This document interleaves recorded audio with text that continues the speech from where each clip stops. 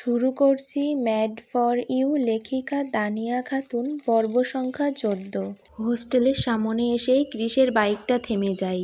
রুহি মনের অজান্তেই একটি গভীর নিঃশ্বাস ফেলে। ও ভেবেছিল ক্রিস হয়তো ওকে কোথাও অন্যত্রে নিয়ে যাবে। ক্রিস গম্ভীর গলায় বলল, নামো। গলাটার সেই কড়া সুরে রুহির মন কেঁপে ওঠে। ধীরে ধীরে বাইক থেকে নামে ও। ক্রিস বলল, শাড়ি পরেছ কার জন্য?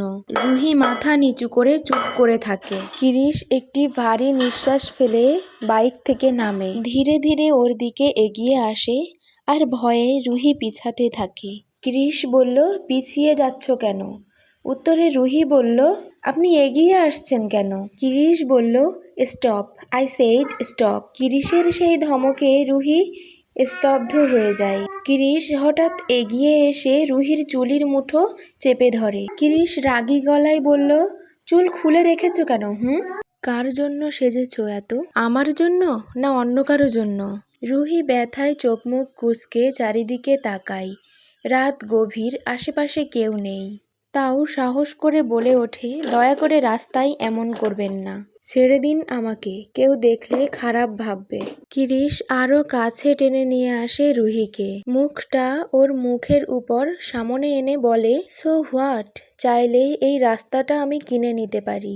তারপর এখানেই তোমার সঙ্গে বাসর করতে পারি, বুঝলে? রুহির চোখে পানি এসে যায়, ব্যথায় গাল বেয়ে পড়তে থাকে। তবুও সে সাহস করে বলে, আপনি তখন কেন বলেছিলেন আমি আপনার স্ত্রী?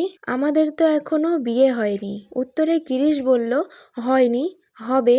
চাইলে এখনই করে ফেলতে পারি, চলো। এই বলে ক্রিস রুহির হাত টেনে ধরে। রুহি ভয়ে কেঁদে ওঠে।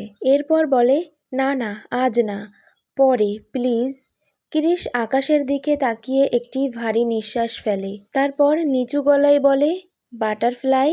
উত্তরে রুহি বলে, এরপর ক্রিস বলল, রুহি, একবার জড়িয়ে ধরবে আমায়? রুহি অবাক হয়ে তাকিয়ে থাকে। ক্রিসকে কেন জানি আজ অন্যরকম লাগছে। মনে হচ্ছে সে আজ অনেক ক্লান্ত।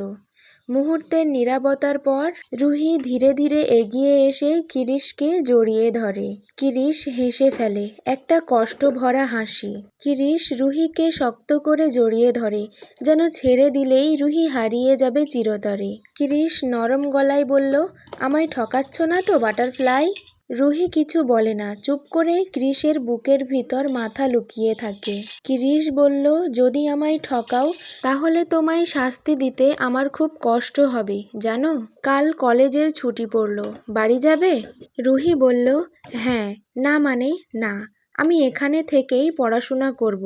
ক্রিস এগিয়ে এসে বলল, তাহলে যাচ্ছ কেন? ক্রিস এগিয়ে এসে রুহির কপালে আলতো করে চুমু খেলো। তারপর পকেট থেকে একটা ছোট্ট বক্স বের করে রুহির হাতে দিল।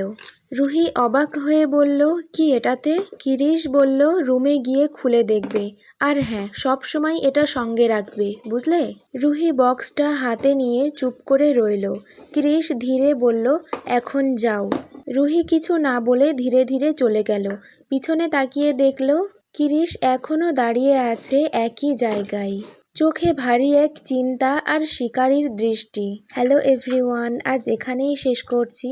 দেখা হবে পরবর্তী কোনো ভিডিওতে।